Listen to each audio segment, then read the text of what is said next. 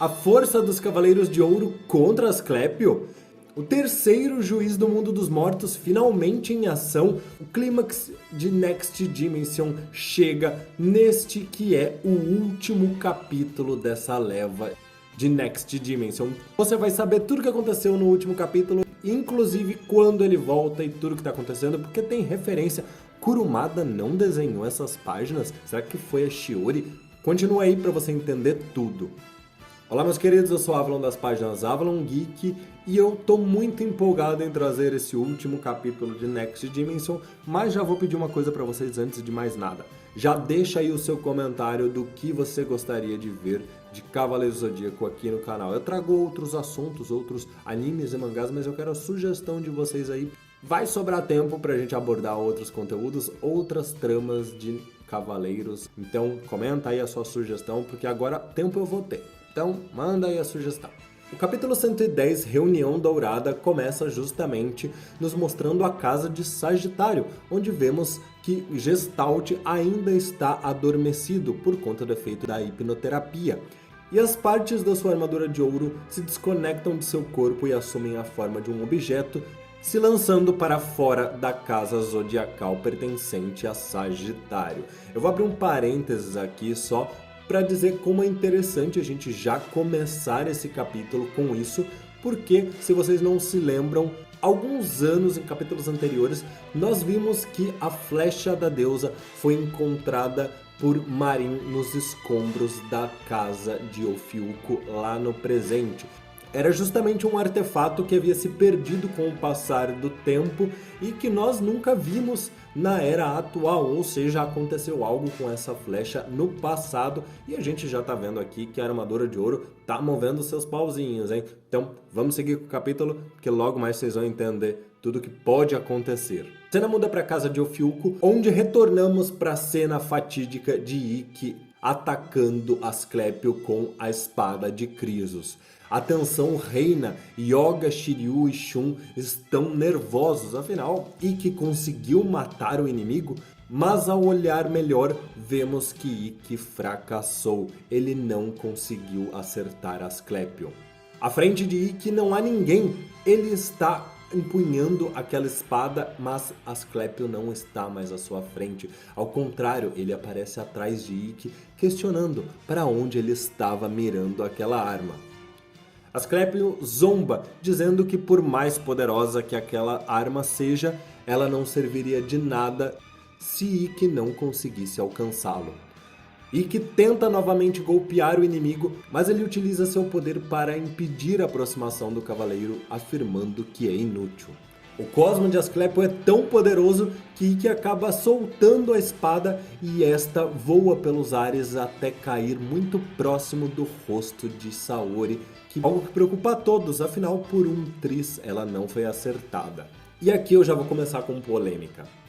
Estão havendo muitos comentários na internet, nos fóruns, sobre esse desenho da Saori e como ele está diferente dos desenhos que o Kurumada costuma apresentar.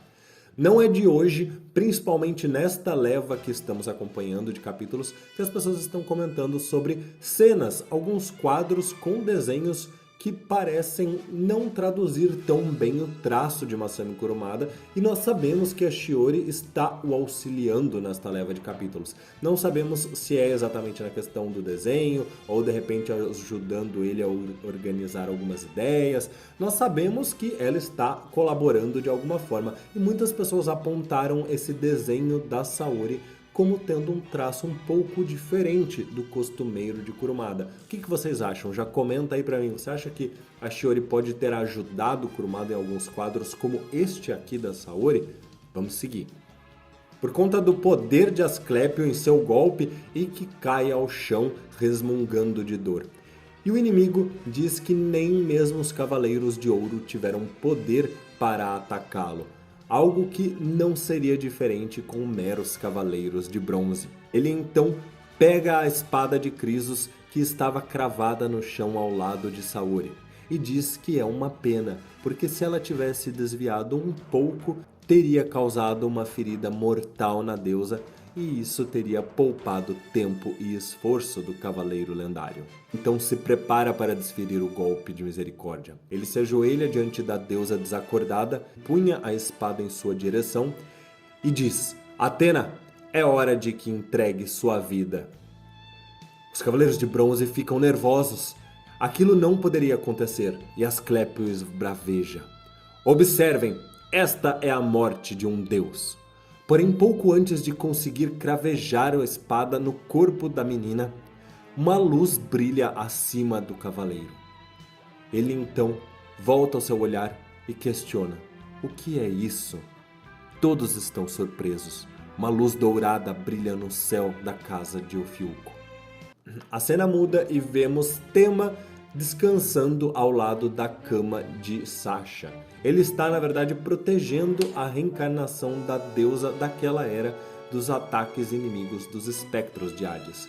E não diferente do que aconteceu com Papillon, vemos um novo espectro se aproximar. Dessa vez é Chagall de Wyvern, o terceiro juiz do mundo dos mortos, que não perde tempo. Pega Tema pelo cangote e o arremessa para cima, fazendo o cavaleiro de bronze cair violentamente no chão. Ele não esbraveja nenhuma palavra. Observa a menina e então constata: aquela nobreza, realmente ela era a deusa Atena. Porém, antes que pudesse fazer alguma coisa, Tema questiona quem ele era e acaba concluindo que ele deveria ser o último dos 3 idiotas que o espectro de Papillon mencionou anteriormente. O cavaleiro de Pégaso esbraveja dizendo que não importa quem venha, ele não deixará que coloque um dedo em Sasha e se prepara para atacar. Ele dispara o seu meteoro de Pégaso contra o inimigo, que sequer se dá o trabalho de virar seu rosto. Ele consegue bloquear o golpe com um dedo, sem nem precisar olhar para ele. O golpe é repelido e Pégaso sofre o dano de seu próprio ataque, sendo arremessado para trás. Que poderoso ele é! Papillon não era nada comparado a ele. O espectro de Wyvern diz que levará Sasha para o castelo de Hades e aguardará instruções de Senhorita Pandora. Algo que eu acho muito curioso como comentário aqui, porque ela já tinha dado instruções para ele matar a menina. E aí eu me questiono: será que o Wyvern vai levar a Sasha para o castelo por garantia? Afinal, de fato ela é a deusa e a Pandora até então estava desconfiada que ela pudesse ser Atena, mas não tinha certeza. Então, por precaução, vamos levá-la e se for para matar, lá a gente mata. Ou será que ele optou por levar a Sasha apenas por imaginar que não conseguiria desferir um golpe mortal, como nós vimos que Papillon também não conseguiu? A diferença é que Papillon não conseguiu nem encostar na menina, mas vamos seguir. Tema se ergue novamente atrás do espectro e diz que acredita já ter avisado para que ele não se atreva a tocar na deusa.